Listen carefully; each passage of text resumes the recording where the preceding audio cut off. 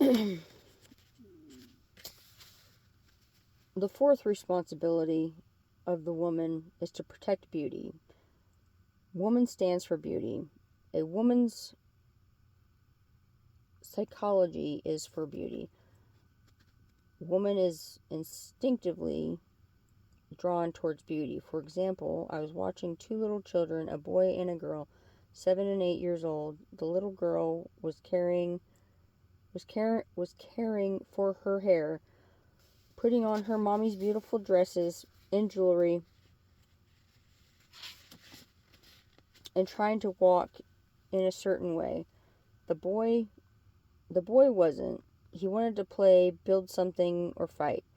He had different motivations. To create a child means to unify and synthesize many principles and laws in such a way that it becomes a body and a soul.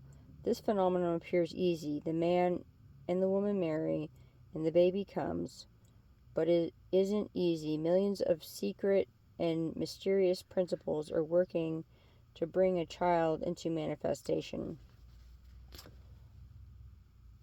And that just goes back to what I was saying about my friend Valerie and how she talks about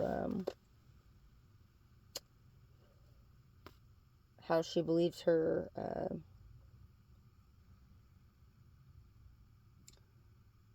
ex-spouse was just a spiritual surrogate to bring their two um, wonderful little seeds into this world. So um, she was um, still, even though she was still battling what she's battling with, she still was balanced in her energies for the most part, but there was still just that feminine energy. It was still there because her children came out very much like Valerie, because of her soul and the light that her soul projected onto them on the day of their birth, in the moment of their birth. And so just her being present, even though she was sick, was still very significant, and just speaks volumes to how much her feminine energy or divine feminine energy carries out in the situations that she's in. So, um, it doesn't have to be always a man and a woman. Her, even though she looked like more the masculine one in the relationship, um, it's kind of hard to explain this for the narcissist that she was with, because those are tricky. But um, she said that because her ex was a Taurus, and those were usually the financial ones, and her ex did take care of a lot of financials, but Valerie brought in more of the finances than her ex, and she didn't try to look at it that way, but she was just telling me how people would ask them who wore the pants in the relationship, and she said she would get very annoyed by that. And I was like, yeah, I've had people ask me that same question when I was with um, my previous partners, like, well, who wears the pants? And I remember saying, like, it doesn't matter who does. Like, we all have a part in some way. And this is before I knew things, but just the way I said it, I was like, I said it right, because um, uh, the sex and the genders shouldn't matter, just because it's the energies, um, because the spirit, as above so below. So it's the spirit of someone, um, and the energy that creates a situation. It's all alchemy and sciency and phenomenon. Um, mana. Sorry, how to do it. But yeah, it's all energy. It's all beautiful, and so um, when they say it's just between a man and a woman, um, there are women that raise their children with their mothers, and their mother might have a more masculine energy, and it kind of all works out, and the kids are happy and all that. Like, so that's something I don't like with placing those placing labels like that, because it's a balance of masculine and feminine energies, because life is about self mastery. And so that's how I look at things. I'm not saying I'm the type that I know there are people that use some of the same narrative, and they'll go out and they'll say, they start trying to project it more to 3D. I'm like, no, it's like a flow. It shouldn't, like, the surface level stuff really shouldn't matter too much. Um, but like, people just, I've met people that were kind of already doing some of the stuff while you were talking about these things, but there weren't a lot. But the stuff they would say, um, it still didn't quite fit the spirit. It was just like they knew a higher level of something, but and there's a reason why I had to come across those people, so I knew exactly what not to say. So, I'm so grateful I came across those people and, dealt with some of the ego in those situations. But overall, now I know, it's like, it's self mastery between your energies. And so, um, yeah. Um,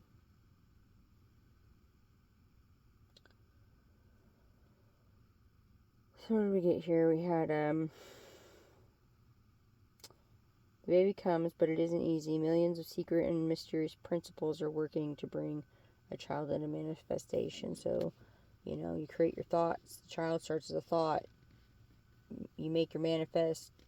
You imagine this child in your life, and then you bring it into fruition. And it's also something that happens with our partnerships. You want that partner, but sometimes you get in those opposite attracts kind of situations, and you have to learn some stuff, and then you get to the like attracts like, and then you become a magnet for, the relationships, any and all, um, that you want or need in your life. And there's actually something else I found. I think there's a video on YouTube talking about how there are couples that don't conceive, um, because sometimes it means that either the mother or the father, um, that would be to that baby, they weren't the ones meant for it. And so there was that thing with marriage, and that's another thing I'm working on, is just like, because it's a contract, it's a covenant, it's something you sign it, and you really don't sign it in blood, but there's a lot attached to that marriage. And I took my vows very serious, and Valerie took her vows very serious too. And so, I mean, there's just some people that take those things very seriously. And I have another friend that was telling me she took her vows extremely seriously. So when the cheating and all the things happened, or the infidelity things happen, or the accusations happen, it was very confusing. But that overall, though, like, when it comes to the mysterious principles of bringing life into this world, it's not just children. It's, creation of a business or any creation, because that creation creates life. So yeah, just keep that in mind. The woman stands for the expression of the creative principle of the universe, and that creative principle stands only for the expression of beauty. The birth giving process is an artistic procedure to manifest a beauty. Beauty is the manifestation of the harmony of the almighty power. When woman is manifesting beauty, she is assisting the creative principle to manifest itself. This principle is manifested through her creative actions, thoughts, and emotions. She is giving birth to the great creative principle hidden within her. One of the greatest responsibilities of a woman is to preserve beauty, to sustain beauty, the beauty of her environment, the beauty of her garden, the beauty of her house, the beauty of her colors in her home, the beauty in how her children are dressed, the beauty of human relationships, the beauty of the wisdom of the ages, the beauty of human thought, the beauty created by human labor, the beauty of heart. One day, a mother took her young son on a picnic. During their picnic, the boy saw a pair of shoes which had been left under a tree, and he asked, "Mommy, do you know whose shoes those are?" The mother pointed to where some children were playing, and she said, "Yes, the big boy put them there a little while ago." "Oh," he said, "can I take his shoes and hide them somewhere, and when he comes to get them, he won't be able to find them?" She said, "Yes, you can do that," said the mother, "but what could we do that would be nicer than that? What if we take $1 from my purse and put it in his shoe and then hide, and when the boy comes, we will see what will happen?" They hid behind a tree, and after a while the boy came for his shoes, and he was putting them on. He felt that there was something inside one of them, and he reached in and found the dollar.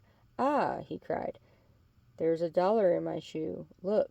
All his friends gathered around him, jumping and clapping their hands. The little boy, who was hiding with his mother, was very happy. He wanted to jump out from behind the tree and go hug the boy, but his mother said, "Sometimes it is better not to reveal yourself when you make people happy. There is a great beauty in inspiring our children and showing them ways in means totally different than those impressed upon their minds from certain television shows, movies, or radio. The things that are impressed on the mind of a child stick there, and the child automatically, mechanically acts from these impressions. Mothers can ease these images by evoking beauty from the child through her love. The mother is the guardian of beauty. In 1938, Nicholas Roerich, a world-renowned artist and philosopher, wrote an open letter to the nations of the world. He said, "Let us protect the beauties of the world from the destruction of the bombs. Let us protect the cathedrals, our museums, the creative flowers of human labor." Many people responded to the call, and the majority were women. Because of the sacrificial labor of these women, many objects of human creativity were protected in Europe and other places at the time of the war. Women will not stand for the protection of beauty any time a woman sees that people are trying to destroy beauty. No, it says woman will stand. I'm sorry, I read that wrong. Woman will stand for the protection of beauty. Anytime a woman sees that people are trying to destroy beauty, she has the right to inspire them from doing so. By affirming that the beauty of our lakes must stay, the beauty of our mountains must be kept, the beauty of our children must be protected. If women stand for beauty, no one will stand against them. Women have power. They have physical power, emotional power, mental power, and spiritual power. Woman has the power to evoke greater abilities and talents from their children and husbands. This is how they gain their leadership. Real leadership is the process of bringing the best out of humanity. Woman is already engaged in this great labor. A great sage says that our solar system is a feminine solar system. And whether we like it or not, increasingly, in the coming ages, woman is going to lead and rule the world. Oh my goodness, I rest my case. Dang.